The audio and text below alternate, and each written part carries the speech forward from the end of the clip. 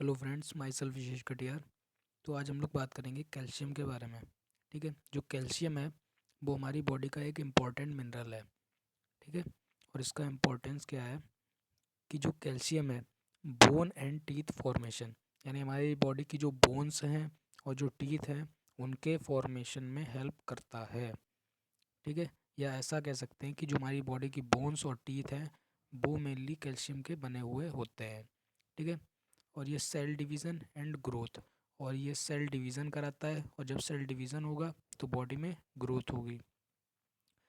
Coagulation of blood, ठीक है, जो ब्लड क्लॉटिंग है तो ये ब्लड क्लॉटिंग का फंक्शन भी कराता है। ठीक है, जो ब्लड क्लॉटिंग के फैक्टर्स हैं उसमें कैल्शियम भी आता है, और काफ़ी जगह जो ब्लड क्लॉटिंग की प्रोसेस चलती है, जो मैकेनिज्म चलती है, उसमें कैल्शियम का रोल रहता है। उसकी प्रेजेंस में सब कुछ कन्वर्ट होता रहता है। And all the muscles activity, और जो भी मसल्स की एक्टिविटी है, यानी जो स्केलेटल मसल्स होती हैं मेनली उनका जो कॉन्ट्रैक्शन होता है, ठीक है, वो कैल्शियम के द्वारा होता है। ठीक है, जो सिस्टर्नी ऑफ एल ट्यूब्यूल्स होते हैं वहाँ से जब कैल्शियम आयन रिलीज होते हैं तभी जो हमारे प्रोटीन्स होते हैं ट्रोपोनिन और ट्रोपोमायोसिन वो अपनी जगह से हटते हैं। फिर आती है इसकी नॉर्मल वैल्यू। ठीक है,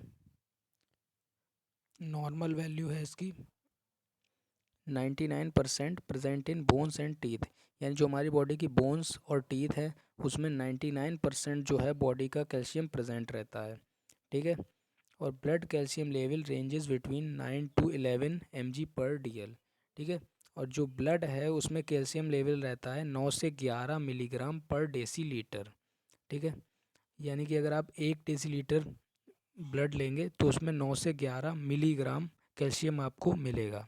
ठीक है, और आपको बता दें जो यहाँ पर ये इम्पोर्टेंस है यही कैल्शियम के फंक्शंस हैं। ठीक है, तो कैल्शियम के functions bone and teeth formation, cell division and growth, blood clotting, और जो मसल फिजियोलॉजी ऑफ कॉन्ट्रैक्शन है उसमें हेल्प करता है। फिर आता है आपका absorption and secretion of calcium, excretion of calcium. Calcium is absorb from duodenum and intestine. ठीक है, जो कैल्शियम है वो डोडेनम और स्मॉल इंटेस्टाइन में एब्जॉर्ब होता है। और vitamin D is essential for the absorption of calcium from GI tract, और जो विटामिन डी होती है हमारी वो एसेंशियल होती है for the absorption of calcium from GI tract. Calcium को जीआईटी से एब्जॉर्ब कराने के लिए जो विटामिन डी है वो बहुत ही ज़्यादा एसेंशियल होती है, यानी कि विटामिन डी के बिना कैल्शियम का एब्जॉर्प्शन जीआई ट्रैक्ट में नहीं होगा।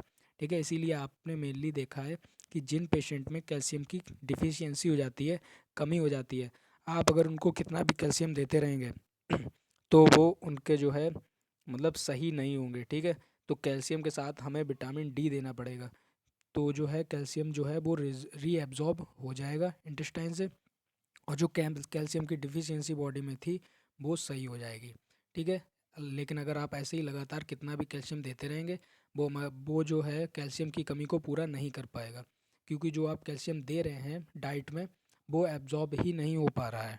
ठीक है, तो जो कैल्शियम है वो विटामिन डी की प्रेजेंस में एब्जॉर्ब होता है। ठीक है, तो विटामिन डी जो है वो एसेंशियल होती है for the absorption of calcium. About 100 mg of calcium is excreted daily. लगभग जो 1000 मिलीग्राम कैल्शियम है वो डेली एक्सक्रीट हो जाता है। ठीक है, यानी हमारी बॉडी से बाहर हो जाता है। Out of this 900 mg through faeces, जिसमें से 900 mg जो है वो फीकस के द्वारा बाहर होता है, और 100 mg जो है वो यूरिन के द्वारा बाहर होता है। तो ये थे इसके एब्जॉर्प्शन और सिक्रेशन, यानी एब्जॉर्प्शन होता है डोडेनम और स्मॉल इंटेस्टाइन में, वो भी विटामिन डी की प्रेजेंस में, और सिक्रेशन जो एक्सक्रीशन है वो 1000 mg होता है। ठीक है, 900 mg फीकस के थ्रू और 100 mg यूरिन के थ्रू। ठीक है, फिर आता है regulation of blood calcium level, कि जो ब्लड का जो कैल्शियम लेवल है वो कैसे रेगुलेट होता है। ठीक है, कैसे मेंटेन होता है। तो हमारी बॉडी में इंक्रीज ब्लड कैल्शियम लेवल, अगर हमारी बॉडी का कैल्शियम लेवल बढ़ जाए, ठीक है, दो कंडीशन है, एक हमारी बॉडी का कैल्शियम लेवल बढ़ डिक्रीज़ हो जाए, और एक हमारी बॉडी का कैल्शियम लेवल बढ़ जाए। ठीक है, तो जब हमारी बॉडी का कैल्शियम लेवल डिक्रीज़ होगा, ठीक है, तो दो चीज़ें होती हैं, एक तो पैराथायराइड हार्मोन रिलीज़ होता है, पैराथायराइड ग्लैंड से पैराथॉर्मोन रिलीज़ होता है।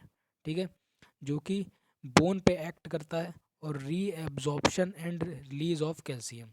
ठीक है, यहाँ पर कम हो रहा था और ये बोन से कैल्शियम को निकाल कर लेके आता है और कैल्शियम रिलीज होता है, यानी कि कैल्शियम जो है वो ब्लड में बढ़ जाएगा। ठीक है, जब निकाल कर ला रहा है बोन से तो कैल्शियम का लेवल जो है वो इंक्रीज कर जाएगा।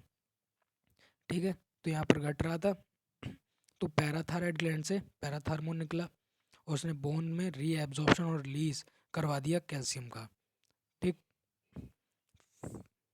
फिर दूसरा है हमारा किडनीज। ठीक है, तो किडनीज से जो 1,25 डाइड्रोक्सीकोलेकैल्सिफेरॉल यानी जो एक्टिवेटेड विटामिन डी है, ठीक है, वो क्या करेगी, intestinal absorption of calcium, calcium का इंटेस्टाइन में एब्जॉर्ब ज़्यादा कराना शुरू कर देगी। ठीक है, जैसा कि हमने अभी ऊपर देखा है कि जो कैल्शियम है वो विटामिन डी की प्रेजेंस में एब्जॉर्ब होता है।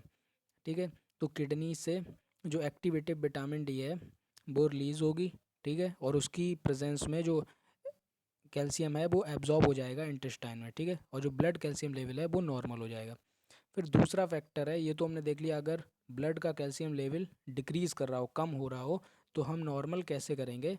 नॉर्मल हम उसका जो लेवल है ब्लड में बढ़ाकर इन दोनों प्रोसीजर के द्वारा जो है नॉर्मल ब्लड कैल्शियम लेवल हो जाता है। फिर अगर ब्लड कैल्शियम लेवल पहले से बढ़ गया है, ठीक है, अगर ज़्यादा हो गया है, तो क्या होता है, जो थायराइड ग्लैंड है, थायराइड ग्लैंड से हार्मोन रिलीज होता है कैल्सीटोनिन। ठीक है, कैल्सीटोनिन हार्मोन रिलीज होता है और वो क्या कराता है, डिपोजिशन ऑफ कैल्शियम, यानी बोन में कैल्शियम को डिपॉजिट कर देता है। ठीक है, जो ब्लड में कैल्शियम होता है उसको बोन में जाके डिपॉजिट कर देता है, यानी ब्लड में कैल्शियम की कमी आ जाती है। ठीक है, तो जो बढ़ा हुआ ब्लड कैल्शियम लेवल था वो नॉर्मल हो जाता है। ठीक है, तो ये था इसका रेगुलेशन। अब आता है कि किन किन हार्मोन्स के द्वारा जो ब्लड कैल्शियम लेवल है बढ़ता है और कम होता है। ठीक है, तो जो पीटीएच यानी पैराथ हार्मोन है उसके द्वारा ब्लड में कैल्शियम का लेवल बढ़ता है, और जो कैल्सिट्रियोल होता है किडनी से, उसकी प्रेजेंस में जो है ब्लड कैल्शियम लेवल बढ़ता है। ठीक है, ब्लड में कैल्शियम लेवल बढ़ता है इनकी वजह से, और ग्रोथ हार्मोन की वजह से भी ब्लड में कैल्शियम लेवल बढ़ता है। सिर्फ आपके दो हार्मोन हैं जिनकी वजह से जो ब्लड कैल्शियम लेवल है वो कम होता है, एक है कैल्सीटोनिन जो कि थायराइड ग्लैंड से रिलीज होता है, और दूसरा है कॉर्टिसोल, ठीक है, जो कि एड्रिनल कॉर्टेक्स से रिलीज होता है। ठीक है, तो ये तीन हार्मोन हैं वो ब्लड के कैल्शियम लेवल को बढ़ाते हैं, और ये दो हार्मोन हैं जो ब्लड के कैल्शियम लेवल को कम करते हैं। ठीक है, तो इस तरीके से जो है ब्लड का कैल्शियम लेवल जो है वो इंक्रीज़ या डिक्रीज़ होता है या रेगुलेट होता है। ठीक है।